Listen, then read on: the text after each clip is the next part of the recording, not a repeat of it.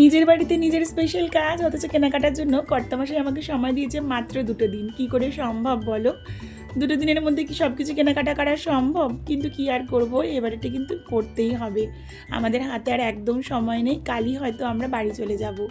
আগের দিনকে তোমাদের দেখিয়েছিলাম কাঁচরাপাড়া থেকে আমরা জামা কাপড়গুলো বেশিরভাগটাই কেনাকাটা করে রেখেছি।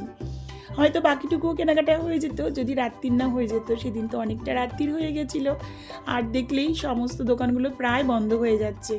ওইভাবে কি বাকি কেনাকাটা করা সম্ভব বলো তো? তাই ওর পাপাকে বলেছিলাম কাল দুপুরবেলা খাওয়া দাওয়া করেই আমরা বেরিয়ে পড়বো। আর সেই কথা মতো না, আমরা দুপুরে আজকে লাঞ্চ সেরে নিয়ে আমরা হাতিবাগান চলে এসেছি। ওই টুকিটাকি কিছু জিনিস কেনাকাটা বাকি আছে, ওইটুকুনি করে নেবো। তো যাই হোক, এদিকে টুকিটাকি কাজগুলো তো আস্তে ধীরে মিটিয়ে নিয়েছি। তারপরে হাঁটতে হাঁটতে আমাদের যেতে হবে শ্যামবাজার।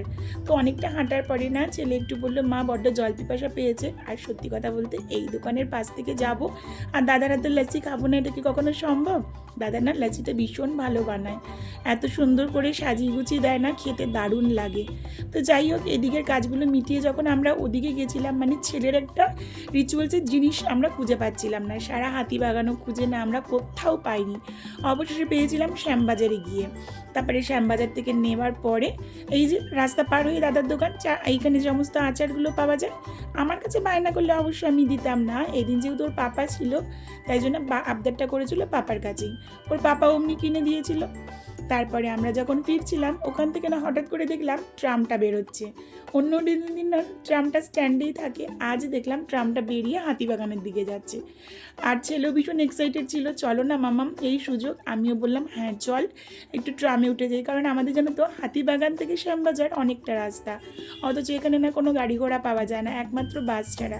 আর এই দুটো স্ট্যান্ডের জন্য না বাসে উঠতেও কেমন যেন লাগে, কারণ উঠতে না দাঁড়াতে আবার নেমে পড়তে লাগে।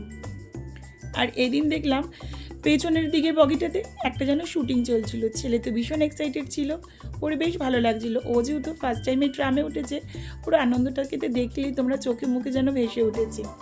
তারপরে না ছেলের একটু কেনাকাটা বাকি ছিল, ওর কেনাকাটাটা কমপ্লিট করে আমরা এবার বাড়ি যাব। ছেলে না বড্ড ঘ্যান করছে। আসলে ওদিকে সকালে স্কুল করে এসেছে, এদিকে আবার প্রায় দুপুরে বেরিয়েছি, আর এখন প্রায় সন্ধে বাজে 8:30 মতন। বড্ড খিদেও পেয়ে গেছে ওর। আমি ওর পাপাকে বললাম চলো যতটুকুনি হয়েছে, আর কিছু কেনাকাটা কিছু লাগবে না, যা হয়েছে এবার ওটা দিয়ে মিটিয়ে নেব। তবে ফেরার পথে কিছু তো মুখে দিতে হবে, অনেকক্ষণ টাইম হয়ে গেছে। সেই দুপুরে লস্যিটা খেয়েছিলাম, মাঝে আর তেমন কিছুই মুখে দেওয়া হয়নি। তাই জন্য না দাদার দোকানে দাঁড়িয়ে পড়েছি, একটু পাপড়ি চাট নেব আর নেব দই ফুচকা। ওর পাপা আবার দই ফুচকা ভালোবাসে, আর ছেলে দিকে পাপড়ি চাট খেতে ভালোবাসে। আমি কিন্তু নিজের জন্য কোনো প্লেট নিইনি, ওদের থেকে আমি নিয়ে নিয়েছি। তবে ওদের থেকে বেশিটা আমি খেয়েছি জানো তো। এই দাদার হাতে না পাপড়ি চাট, দই ফুচকা বা ফুচকা ভীষণ ভালো হয়। যদি কেউ কোনো দিন আসো হাতিবাগানে, তো শ্যামবাজারের দিকে দাদার দোকানটা পড়ে, একদিন ট্রাই করে দেখো, আমাদের তো ভীষণ ভালো লাগে। তো চলো আজকের মতন আসি, দেখা হবে নেক্সট ভিডিওতে।